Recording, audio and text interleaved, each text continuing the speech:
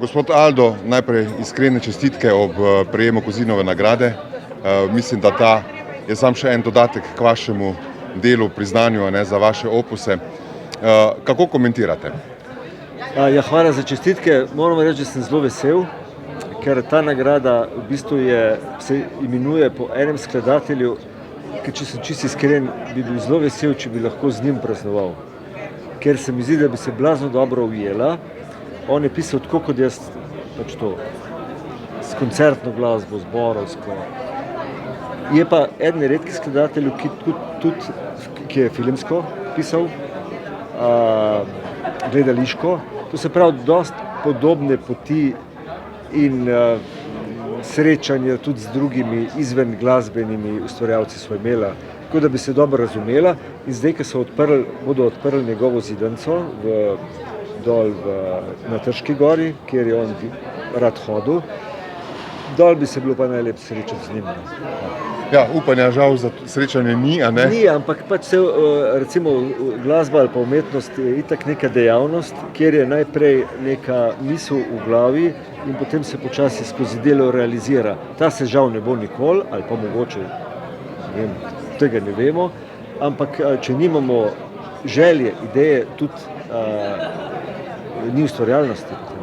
Vaša ustvarjalnost je vezana tako na klasično glasbo, kot tudi, bom rekel, pridih moderne in pa tudi ljudske glasbe, a ne? S tem nadaljujete oziroma to ustvarjate že praktično celo življenje, a ne? Verjetno boste tako tudi nadaljevali.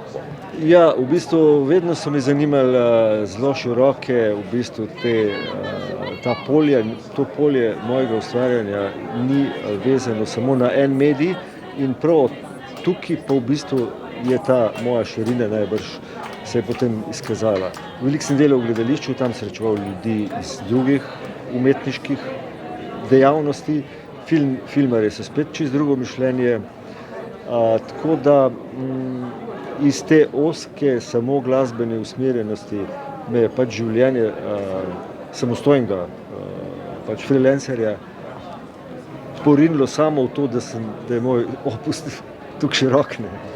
Kaj lahko pričakujemo v bližnji prihodnosti? V kateri fazi ustvarjanja, če tako rečem, ste sedaj?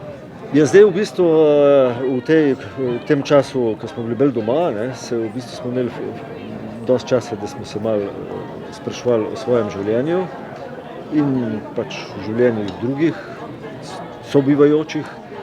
In mislil sem, da bom bolj ustvarjalen, ker smo imeli veliko časa, ampak zgleda, da smo mi ljudje narejeni tako, da rabimo moving v svojem delu, ne pa ždenje, pa to preveliko introspekcijo.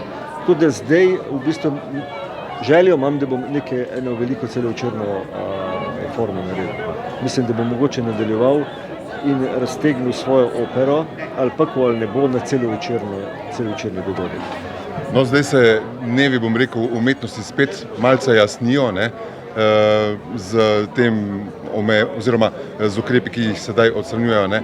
Se pravi, da to bo potem lahko nekakšen poriv, da boste k vašemu dodatnemu ustvarjanju. Jaz upam, da se bo to odprlo in da bo vse zaživelo tako, kot je bilo, vse tako, kot je bilo. Predvsem pa upam tudi za mlade, da bodo oni prišli tudi do svoje besede, ker so bili zdaj kot moji študenti na AGRFT, recimo, kjer poučujem oblikovanje zvoka.